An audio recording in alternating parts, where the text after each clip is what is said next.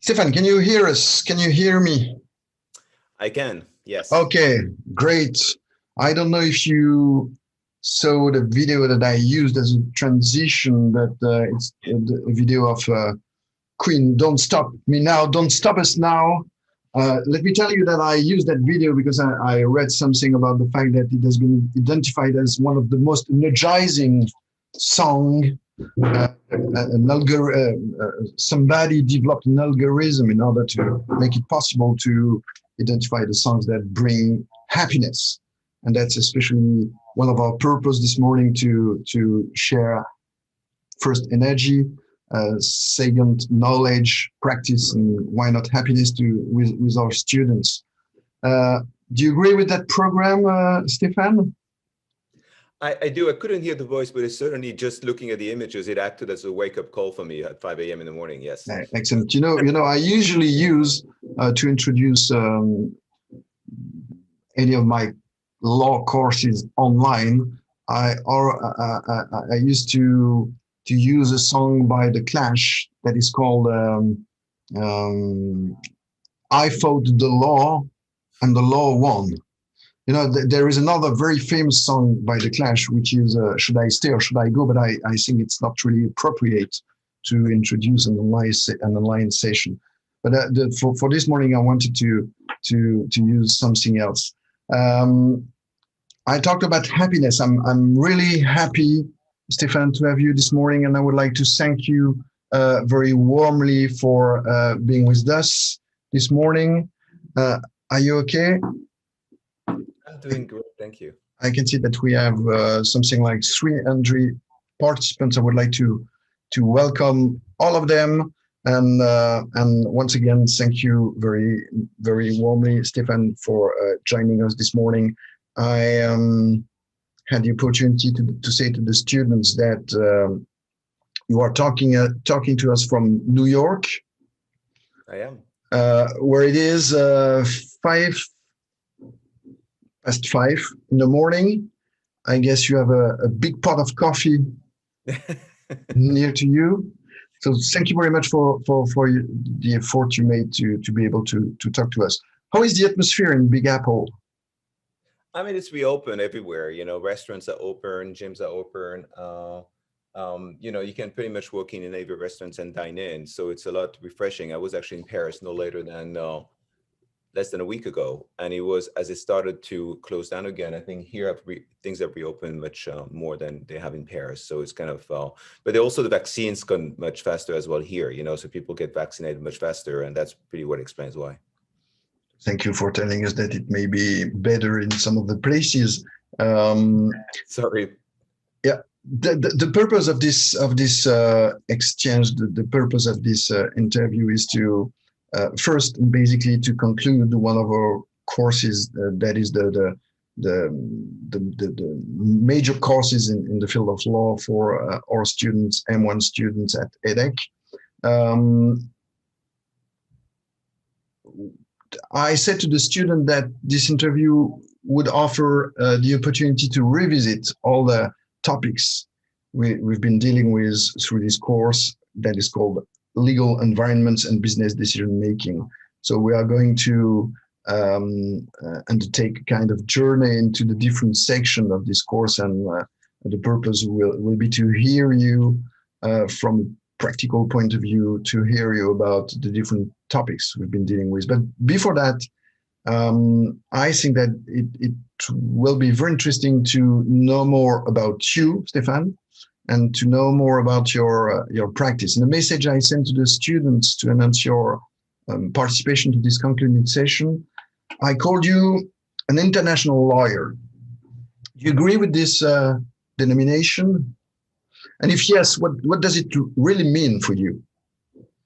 I mean, I do, and it's kind of interesting living in the US. When you speak to American lawyers about being an international lawyer, most of them would consider that being an international lawyer is essentially dealing with international clients. It is either you work in an area of public law and then international conventions really apply, and that's where it really kind of means to practice international law, or you are a US lawyer, which obviously most of them are, and they help clients from other jurisdictions. And sometimes you look at a contract, and the contract has one party in one country, another one in another country, and to them that means that you are essentially practicing international law. I've taken that to the next level, in the sense that I don't practice that kind of law. I practice law in a number of jurisdictions. I'm admitted as a lawyer in, as you probably told the students, in France, in the UK, in the US, and Canada. And so what I do is essentially really helping clients in all four of those jurisdictions in the same day. I may navigate from one legal system to another. And it's really more of the practice of foreign laws, looking at it from a US perspective, than international law, the way that a lot of Americans look at it.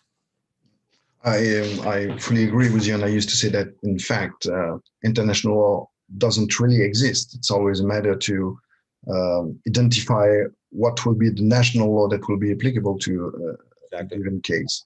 So you're right. I mentioned to the student that you were qualified as a lawyer in France, in UK, in Canada, and in the US. Any update? No, that's keeping me busy enough. I understand. But let me ask you a basic question. How is it possible?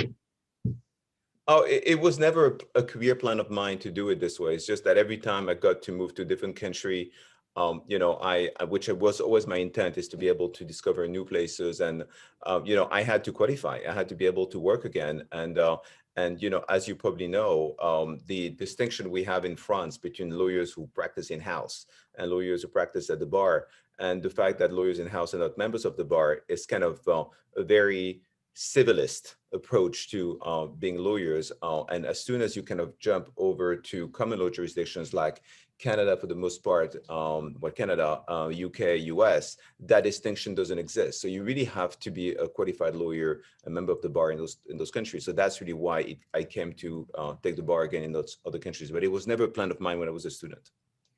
This last point is very interesting. You talked about the difference between in-house practice and practicing as a lawyer.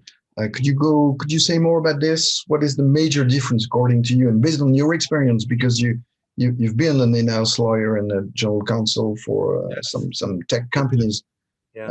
What is the major difference according to you between the two ways to? But I mean, it really depends on which perspective you take, right? I mean, from a French law perspective, it's really the fact that there's been arguments that when you are working in-house under an employment contract with an employer, you don't have that level of autonomy, decision-making you have as if you were practicing as an independent lawyer, which I would always dispute, in the sense that you may be an independent lawyer, but your practice may really rely on very few lawyers, which makes you actually very dependent on those few clients you have. So because of that, I think it's kind of more a traditional approach that you have to be independent in the way you give your advice. And there's a sense that because of the environment in which you operate as an in-house lawyer, you can't have that sense of independence. That's really looking at it, I think, from a French law perspective. Now, in the US, you have a license, you need a license to practice. So in whatever capacity you practice, whether it's in-house or it's as an independent lawyer, you have to have some form of a license. And really, they don't make that distinction between the two. The only license that is kind of dedicated to in-house lawyers in the US is that if you are a member, say, of the California bar, but then want to practice in Illinois in-house, then you don't have to go to Illinois and take the bar again. You can just simply ask for an in-house license to be able to practice exclusively for your employer while you're in Illinois. So you do have that concept, but the lawyer that gets that license is himself a licensed lawyer at the bar in the jurisdiction for which he or she comes. So there's no distinction between the two in terms of licensing. It's pretty much the same, and the attorney-client privilege and all those kind of attributes that come with the status of a lawyer follow you in whatever whatever setting you practice your trade. Okay, that's clear. And to go deeper into this topic, if I remember well, you're also the representative in the US of the French FGO, which is the association for the French Association for the in-house counsels. What does it mean? What is your action in this regard? It is actually, yes. I've been doing that for a number of years now. I joined the AFJE a long time ago when I was in house, and I've never really left ever since. You know, I think that it's a very unfortunate that lawyers coming from France, coming to the US or other jurisdictions like the UK, I mean, all those jurisdictions that don't know the distinction between in-house and private practice have to suffer the consequences when they try to get a job in the US. So what I did was, in the context of that representation, I navigated the landscape of all 50 states in the US, trying to argue that lawyers who are not members of the bar in France are not lesser, categories of lawyers. They are lawyers in the same full sense of the word. It's just that because of the way the law is structured in France, they just are not able to keep that license if they used to be members of the bar before they moved in-house, or they just can't be both members of the bar and work in-house if they've never been to the bar stage. I think, so I went around all the states trying to argue that we should change the law in the US to enable lawyers coming with a different type of qualification, so to speak, are able to still qualify and get some sort of a license to practice in the US. And I was able to do that in 2016. And that took 2.5 years of work, in order to be able now for French lawyers who are not members of the bar to get a license as an in-house lawyer whenever they come to the US and want to practice at one of the states. Yeah, it's clear. Thank you for these details, and we know now more about you. Could we talk about your clients? There are entrepreneurs, there are startups, and SMEs. Do they have specific needs compared to bigger companies? And could you give us some examples in this regard? Interestingly, Christophe, I have a mix of clients. I have, if you're looking at clients from Europe coming to the US or North America, I do have a lot of startups. Just because the pace at which companies from, when you work in technology, when you work in a startup environment, it's kind of a natural, plan that you would want to get to the next stage and go global and be able to kind of offer your services pretty much everywhere. And you know that if you're looking for rounds of financing as a startup, you will be giving access to higher financing in the US than you would most typically in the EU. So it's not unusual that you would see this kind of move really from France and Europe towards the US. So a lot of startups that way. When I look at US though, I do have companies of all sizes. Just because companies that most of those US and Canadian companies are not necessarily looking to establish a company in France or in the UK, but they do business with companies in those countries, and that a lot of my work, really looking at it from a US perspective, is going to be regulatory as well as transactional, helping my clients navigate the landscape in Europe. So if I understand well, your practice is to accompany some, for example, EU companies targeting the American markets, yeah, and vice versa. Mm-hmm. Yep. So you often travel between Europe. I do, and I have the benefit of dual citizenship, which makes it easier. I know at a time that it's so difficult to go from one place to another, so I'm grateful for that. And to make it clear, you have some offices in Paris, in New York, in Toronto, in London. No, I have, as a member of the Paris bar, I have to be domiciliated in Paris. So I do have an office in Paris by virtue of my domiciliation, but my primary practice is out of the US, and I'm registered as such with the Paris bar. That is where most of my practice is actually operating from the US. And in the other markets, I don't need to maintain an office or anything like that, unlike the way it is for the French bar. So I'm just licensed there, but without, I'm considered an overseas lawyer for those jurisdictions. And there are so many possibilities to work in a place without having an office today. Then I think that it must be convenient. Well, let's go deeper into the courses and the different topics covered by the courses. And before that, I would like to say to the students who are participating to this session that they can ask at any time. If they have a question, they can use the Q&A function. I've got it on my screen, and if I see a question, I will share it with Stefan. Let's start with the title of this course. It is called Legal Environments and Business Decision Making. You probably identified that we use an S at the end of legal environment, and our purpose is to illustrate the fact that the legal environment is not really, even not at all, globalized. We talk about what we call a fragmented legal world.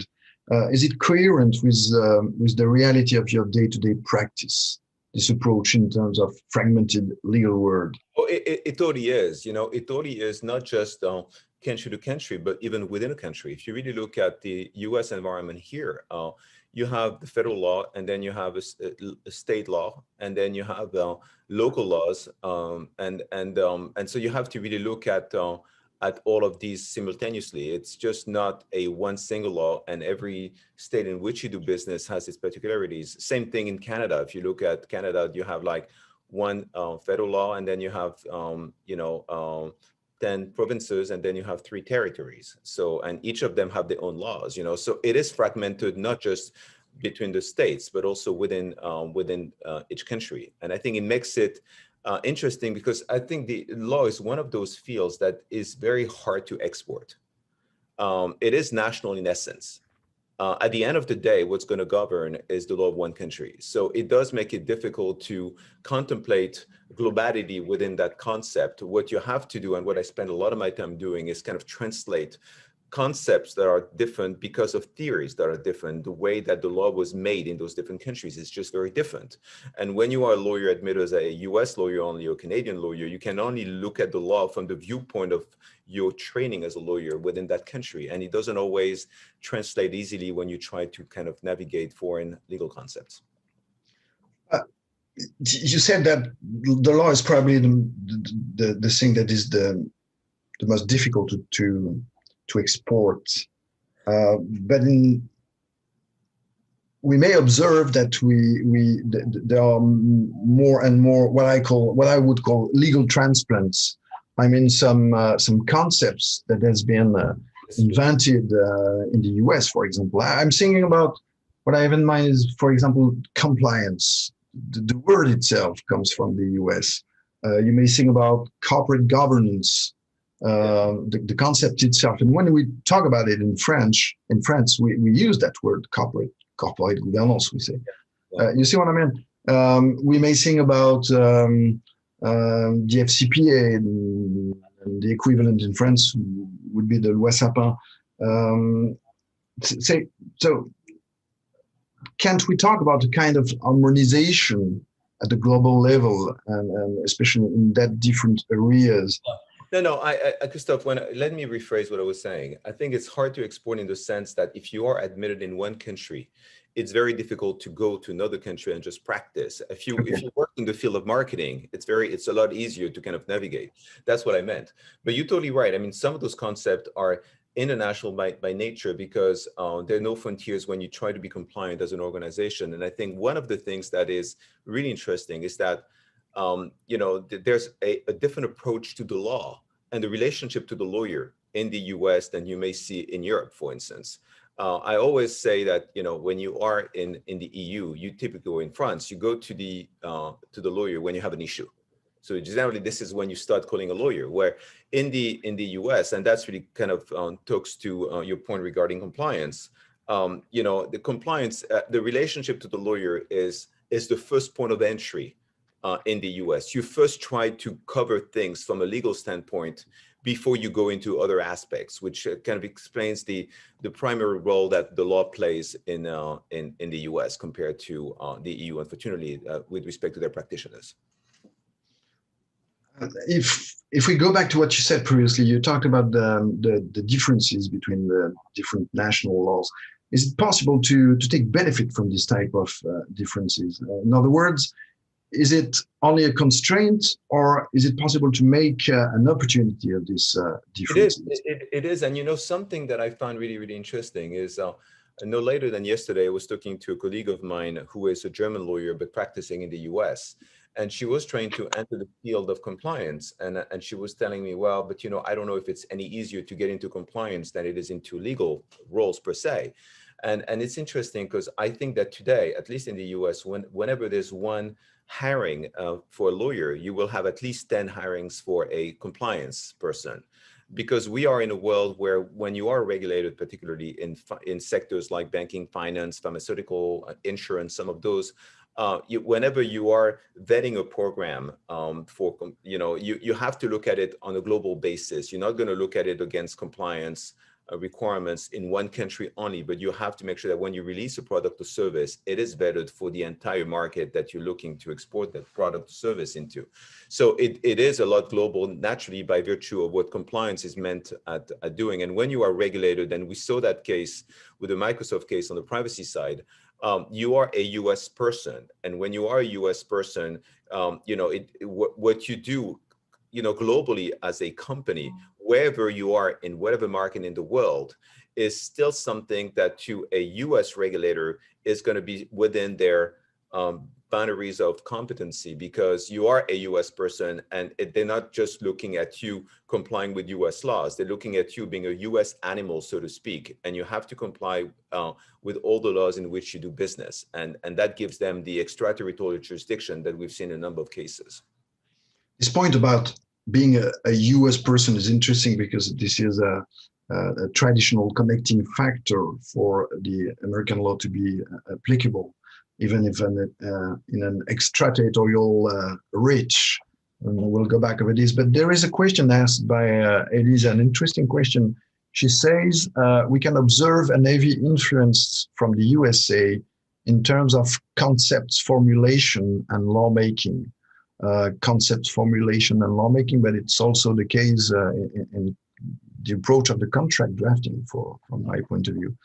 And she asked, does the same may or can happen with other countries that are gaining global power? I'm sure that Edith is thinking about China, for example, and we have a lot of significant number of Chinese students.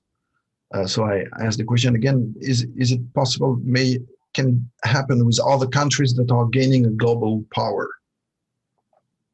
I think it is possible that you see down the road some of those things happening. If you really look at the legislation in France following the main reform to contract law in 2016, what that did was incorporate into law a lot of concepts that are actually inherited from English law and the common law system, which had been adopted at the case at the court level, but had never made its way into the actual civil code. And so you see some changes and some influences like this, making their way into the laws of other countries, or some of the contract, techniques in terms of how you are drafting contracts. I mean, I can't tell you the number of times that I'm seeing, US lawyers essentially wanting to not being qualified in other countries but the US, and one day they decide based on a negotiation that they're going to switch to,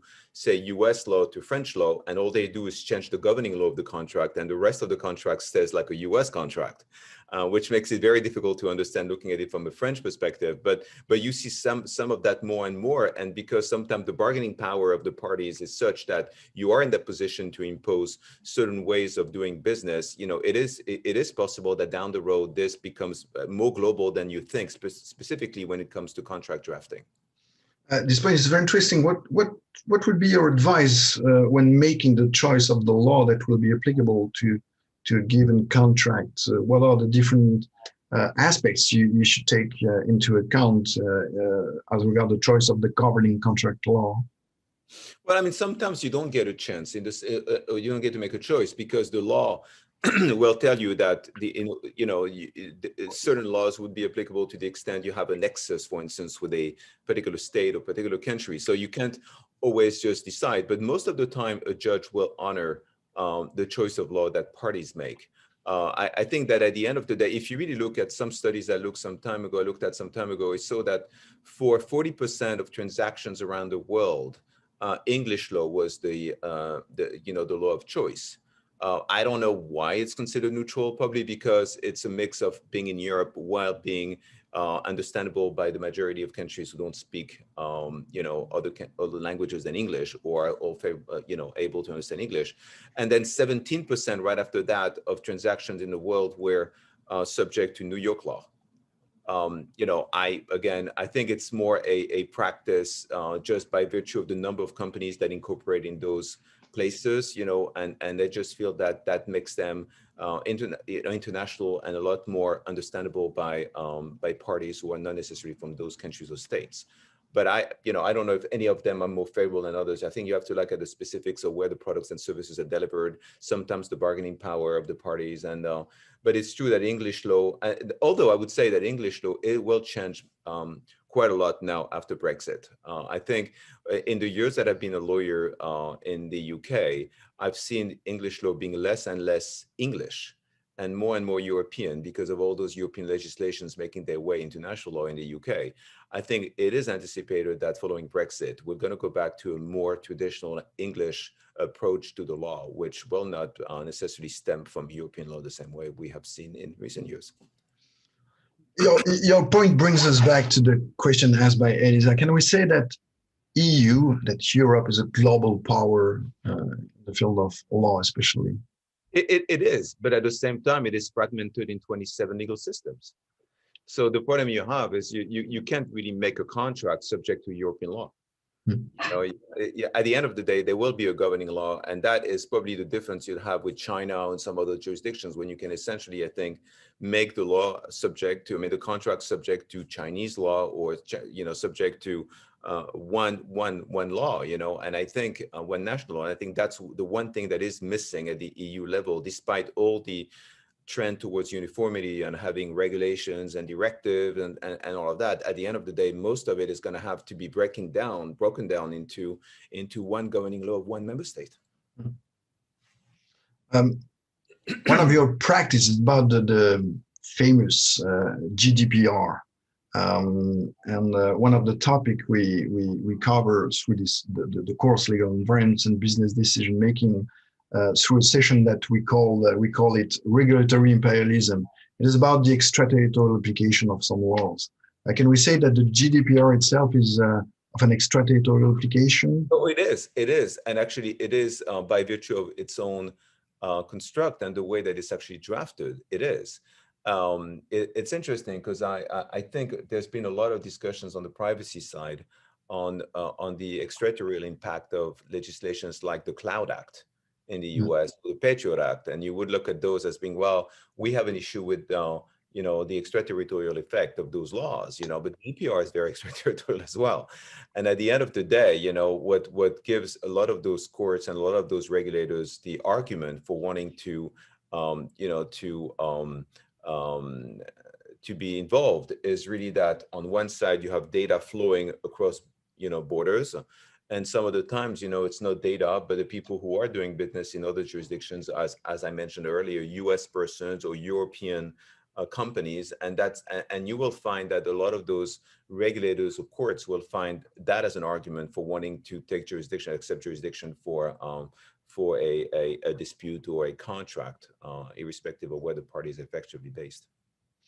And do you observe a kind of I would say the fact that the GDPR may have inspired some of the legislation I'm thinking about as regard the USA, California, for example, but also. Yeah, it's not. I'm also involved in the drafting of the new New York legislation on privacy, and it's not based on CCPA. It is based on GDPR. If you really look at what we have even in Canada with the PIPEDA, which is the federal law for entities with private sector, and if you look at the changes brought about by CPPA, the new law, or if you even look at the CCPA being amended, starting January 1st, 2023 by the CPRA, all of those laws are very much influenced by GDPR. And you see that in other places. You look at Brazil, you look at other places, where GDPR is essentially starting to be the benchmark against which a lot of those legislations either will create their own legislation around privacy or will simply amend their law to adjust with this new world in which we live, from a privacy standpoint. On a more general point of view, would you talk about a kind of invasive reach of some jurisdiction. And when we say this from the French point of view, we often think about the invasive reach of US jurisdiction. Is it something that is for you one of the major trends? I'm thinking about, once again, extraterritorial application of some laws, that is a major trend in our legal environment. Do you think it's important to consider this?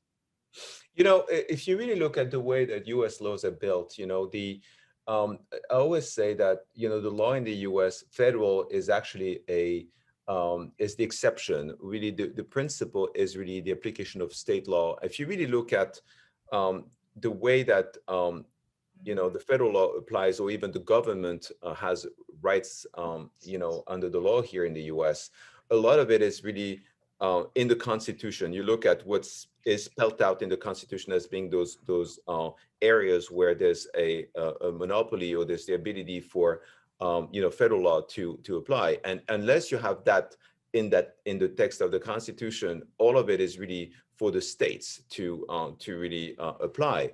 So when you look at some of the cases where some of the courts have you know, used legislation to try to assume extraterritoriality, or try to really, as you say, invade other legal systems, it's really because they're using those federal laws to try to bring within the you know, the framework of US law, you know, foreign elements, you know. But it's essentially because of the way they are drafted.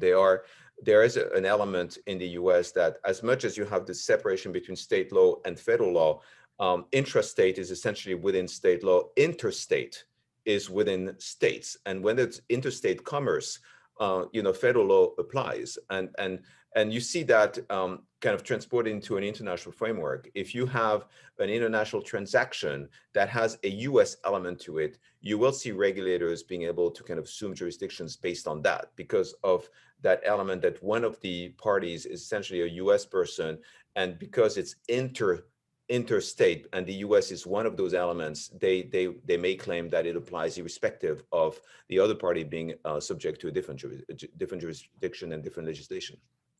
Do you know this book? I don't. It has been translated in English under the title "The American Trap." This book is a best-selling, not only in France. It has been written by Frédéric Pierucci, a former manager at Alstom, who spent something like 25 months in the American jail, being caught under the FCPA. And it tries to, it says this is that the Americans may use the law as a weapon to extend their power, and especially the FCPA. Yeah, I mean, I don't dispute this. I think it's, but what you see, what is coming back with the Loi Sapin 2 and some of those legislation, you may argue, you know, I don't think it's necessarily an intent to be imperialistic the same way, but it's certainly a reaction to that sense you have from the other side of the Atlantic, that, you know, a lot of those laws are effectively a weapon that the US, you know, is using to expand its wings, so to speak. It's better to be prepared to this. I've got another book on my desk. That is this one, the original copy of the Code Civil, illustrating this division between civil law systems and common law systems, which you already talked about that. I would like to go deeper into one of the chapter we dealt with, dedicated to liability rules. And my question will be simple. To be a manager today, is it a risky job? It is. Yeah. It is because essentially you are you have to obviously abide by the laws of every country in which you do business, and as a business manager, ultimately you'll be the person at the helm of the company, and you have to make sure that you are properly advised in terms of what the risks are before you go in certain jurisdictions. I do it all the time when I help my clients, and they want to come into a new market. You know, you have to do a bit of a due diligence and kind of explain to them not just what the laws say, but what the responsibilities and the risks are for a company director or just a business owner doing business in another jurisdiction. From the moment you are accepting that some laws would apply, or you are operating via a local entity, or hiring local employees, all of this will have an impact potentially on the extent of your risk, and you have to do a risk assessment every single time you try to expand internationally. So what would be your best advice for the managers in order to mitigate that risk?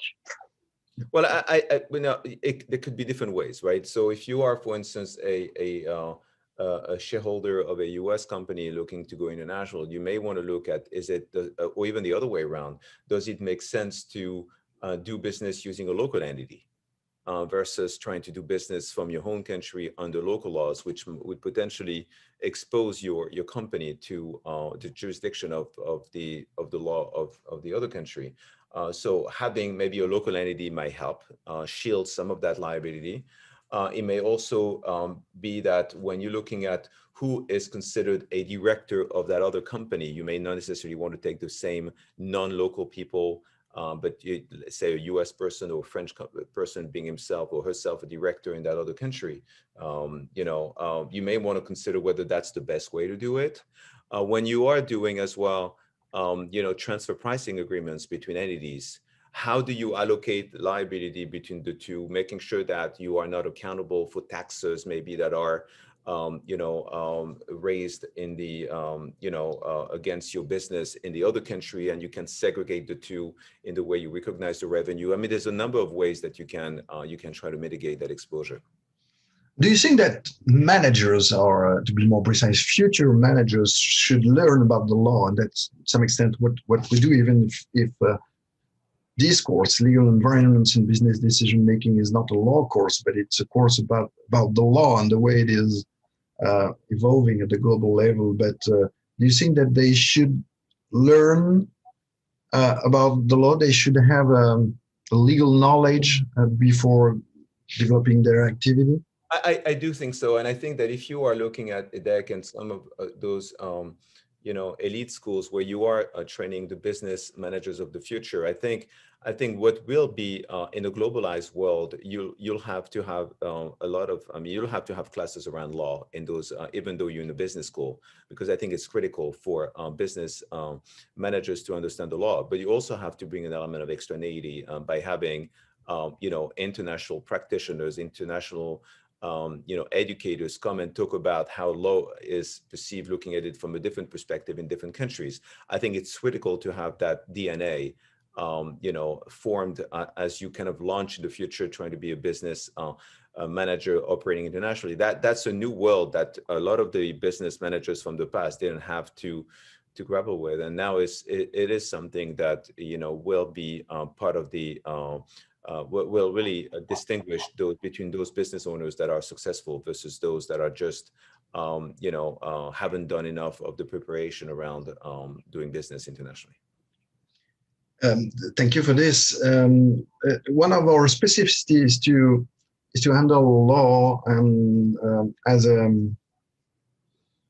a way to create value. This is something we try to share with the students. The basic questions we deal with are the following: how to use the law to create value, or to avoid value destruction that may be triggered by the law. We see the legal environment as offering what we call legal resource. Does it make sense to you, or is it only something from a professor of laws, legal scholar? I do think that with every constraint comes an opportunity. I really think that I never look at things, from the negative side, in the sense that, see, all of these legal distinctions make it sometimes difficult to navigate across borders. I look at that as an opportunity, provided you have the right training and you understand the ramifications. I think you can turn that into an opportunity. So I think that there's value in being able to take the law and bringing to a new level in the way you are, and you've seen that a lot of the countries today are complaining that some of the some of the GAFAMs, are not paying taxes in some of the jurisdictions, right? And if you look at, many of them have just used some of the of the shortcomings of the law in some of the countries and use that to their advantage, right? And I think, unfortunately, business doesn't stop. Business will continue to go. And I think that, there's a way to use the law, and sometimes its limitations, in a way that allows you to do business internationally in a safe way while understanding the limitations. So I do think that the law is something you can use to your advantage, and not necessarily in a negative way. I mean, obviously, the tax authorities will always look at it from being kind of a loss factor from their point of view. But I think that this is something you can turn into your advantage if you know where you're stepping yourself into, and understand the limitations. If we go back to the GDPR, for example, I guess that from the American point of view, from the point of view of an American company, it may be seen as a super constraint, isn't it? I mean, yes, it is. And in the US, people are really, really scared by the GDPR. It is interesting because there's a real fear for regulation in the US. One of the things that I often say, is, in the EU, and you see that with GDPR, as you see it with other legislations, because how the privacy law has evolved over the years in Europe, there was a focus early on in the early years of the privacy law around the processing that is done by governments of your data. And because of that, there's been a lot of regulation early on regulating that processing by governments. And so we feel, looking at it from an EU perspective, that the government is on our side. They're here to protect us. And we don't trust companies. We don't trust companies. And if you really look at the US perspective, the US hates Big Brother telling them what to do. We don't like the government in any way telling us what to do, and we don't trust the government. But we do trust companies. So if you start looking at it in that concept, it's very difficult to reconcile the two. And when you see regulation coming from overseas, that is not even our own Big Brother, so to speak, that is telling us that, but it's coming from a foreign authority, that makes it even more scary, especially when I speak to my clients and I tell them, well, this is how the GDPR works. And they say, I understand, but maybe 5% of my business is in the EU. You telling me I'm taking that risk for 5% of my business? And you have to explain to them it's not a threshold issue as much as you are doing business with and offering your goods and services in the EU. So that's what may be the risk. But again, they are very scared of regulation. They are very scared of penalties. And because if you look at the penalties you have here, especially at a state level, they're nowhere near what we see with GDPR. So American companies are very scared of that. How can you transform this fear into an opportunity for your clients, your American clients? Yeah, it's kind of interesting because, well, one of the opportunities is essentially that, as you mentioned earlier, Christophe, is the GDPR is now inspiring a number of legislations to kind of follow suit from that point of view. But the other way that when I speak to my clients and I tell them, I'm going to help you comply with GDPR, and if I tell them this is what it's going to take to get there, and they're going to tell you, well, so I have to do all of this for 5% of my business.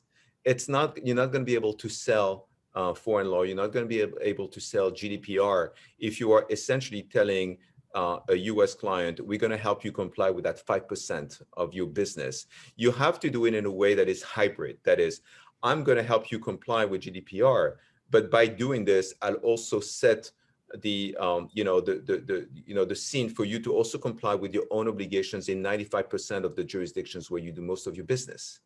So a lot of what I do is kind of a hybrid of those two things, that you're using the most stricter standard, but you're doing it in a way that allows them to check two boxes and and actually kill two birds with one stone.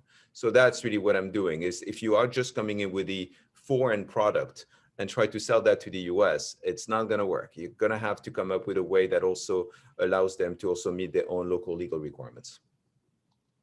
Use the word hybridization, and that's the word we also use here, especially when we design our programs. It seems to be something important in many different sectors. I shared with you one of the case studies we share with the students that is about Uber. The purpose of this case is to show that there is a real political and legal risk to play the bad guy. We try to illustrate in what extent Uber undertook an amazing shift from playing against the rules or trying to push the limits of the law to playing by the rules, especially since 2017. Would you agree to say that sometimes it may be beneficial for a company to play against the rules? You know, it's interesting because I think the rules are not always mature, and they are sometimes following the practice. Many times they're following the practice, not at ahead of the curve, you know, and that's really what happens. Years ago, I was at a seminar in London when I was attending a presentation by a team, a privacy team at one of the GAFAMs. I'm not going to say which one. And I was sitting next to the European Data Protection Supervisor at the time.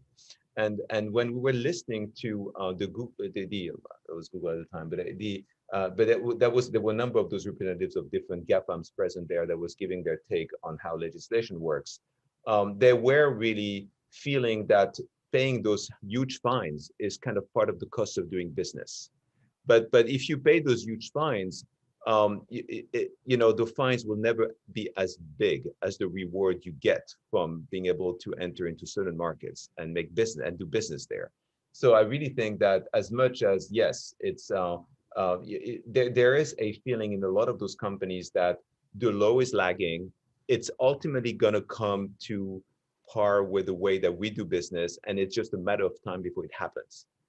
And because of that, we're not going to try to kind of change our business model because the law is what it is today, knowing that it's going to be evolving. But we have a huge opportunity to create the law of the future, make it in a way that, because this is the business model that not us, but a number of those big companies are having today, the legislator is going to want to follow suit on that. And down the road, once there's been enough cases, you know, that will determine what should be the right way to approach this from a legal standpoint.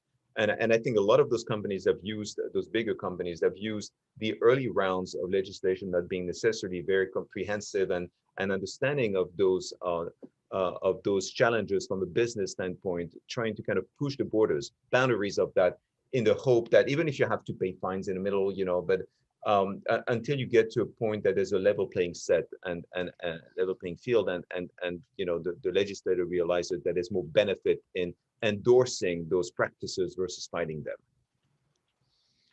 I didn't pay attention to the question asked. There is one question that has been treated right now. How can managers may use the law at their advantage?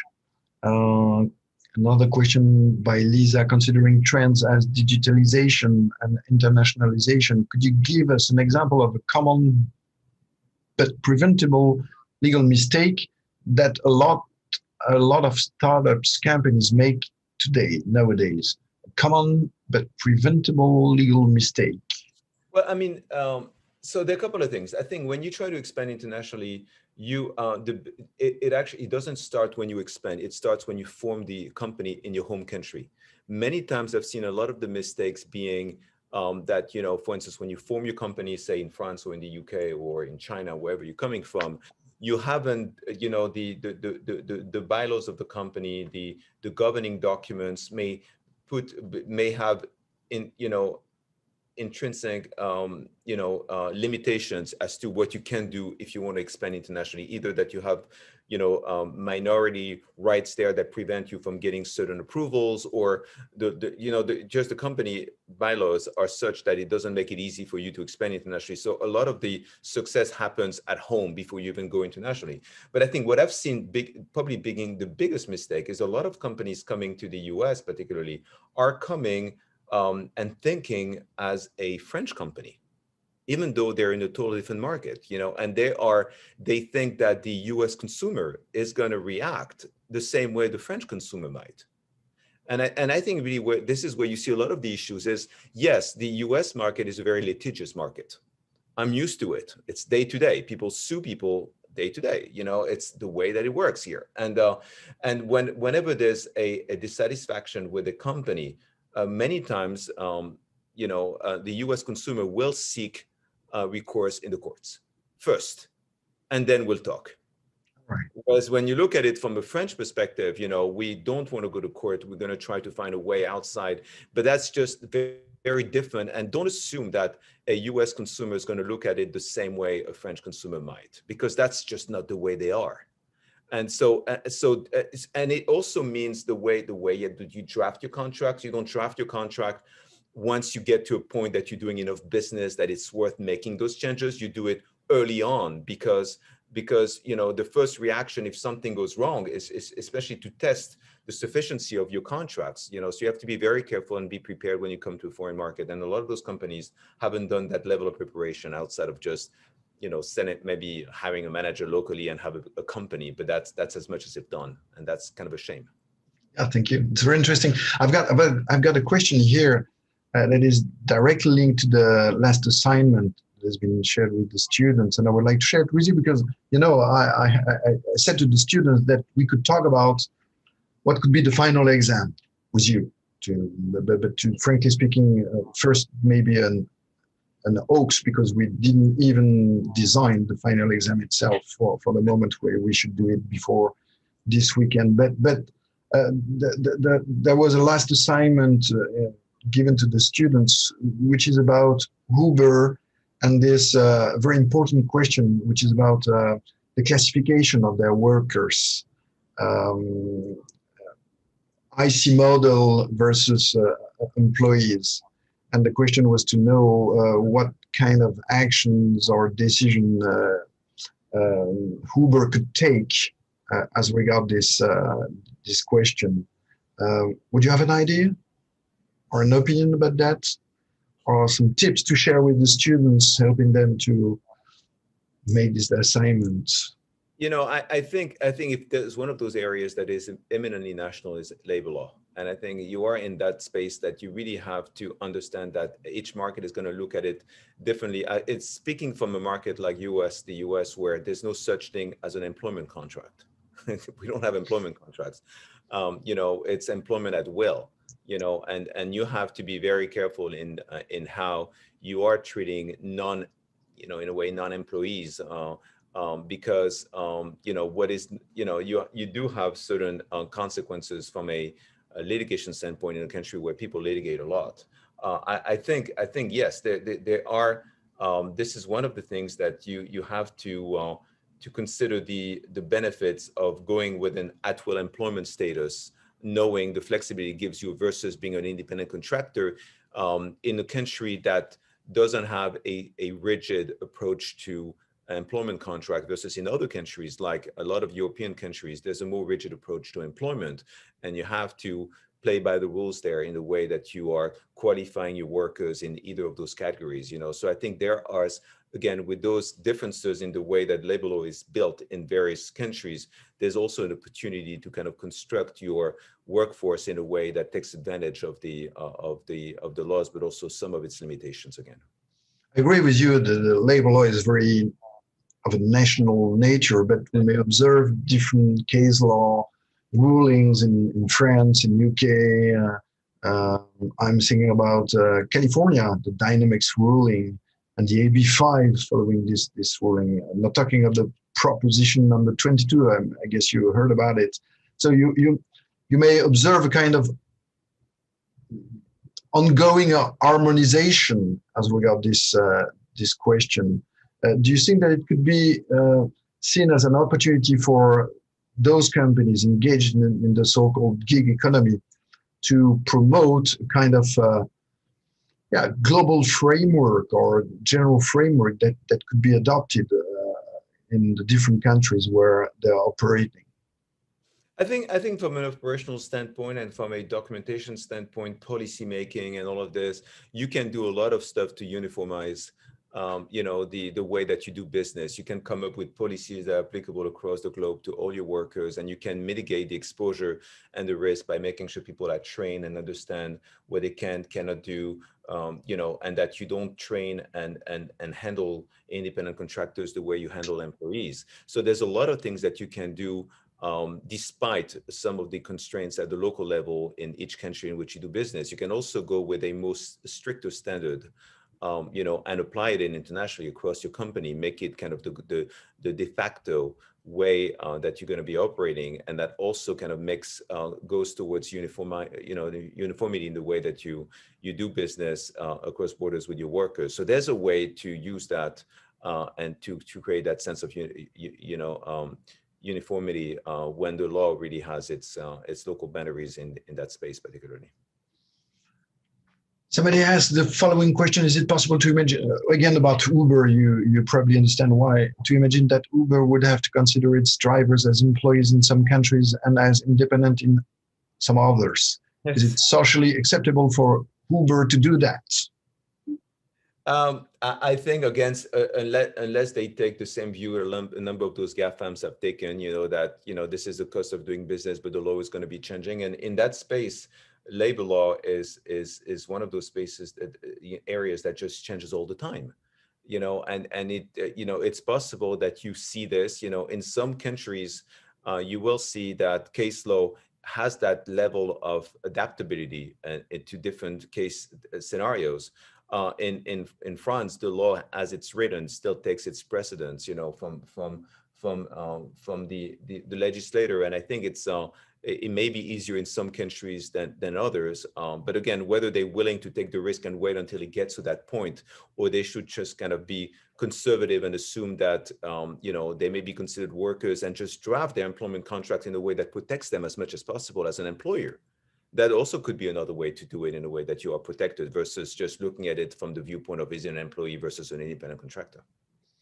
There is another question, which is about cryptocurrencies. I don't know if you have something to say about in this area. The question is to know, and we should do it in a few seconds. Do you think that this legislation will evolve soon in Europe and or in the US?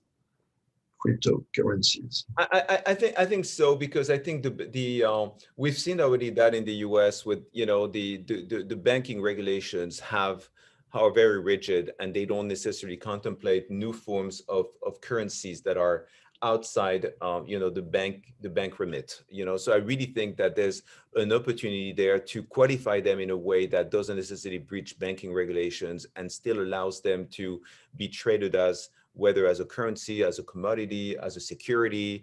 There are debates. You see that in the US, but I think in Europe, I think they will, at some point, I think this is one of those areas where the business is going to lead the legislator to think in a different way over time. But I think it's going to take a bit of time because the law is rigid, and it takes a number of cases to get to the point that the legislator thinks that there's enough of a momentum to do it. Okay, thank you very much, Stefan. I see that we are getting very near the end. There are some of the questions that are very interesting, but the students have another session which is dedicated to international exchange. So in some extent, that's the same purpose. Okay. Let me take the few last seconds to thank you. Thank you again. Thank you very much. It has been very nice to join us this morning. Thank you to all of our students who were attending this session, but warmly and very sincerely, I would like to thank you for the effort. We can see, this is the window through which we can see New York. It is the tip of the south tip of the island. So you see actually we in Wall Street. All right. This is the Hudson River behind me, and this is the tip of the island. So the Statue of Liberty is just over there to the right there. Yeah, we're very much at the tip of the island here. Even if we can't see it, we can imagine it. And that was a part of the pleasure to have you this morning, Stefan. Once again, on behalf of our students, on behalf of the teaching team, and on behalf of EDHEC, I would like to thank you very much. It was very nice to have you this morning. Thank you again, and take care, as we used to say. Merci beaucoup. Pleasure. Merci beaucoup. À bientôt. See you soon.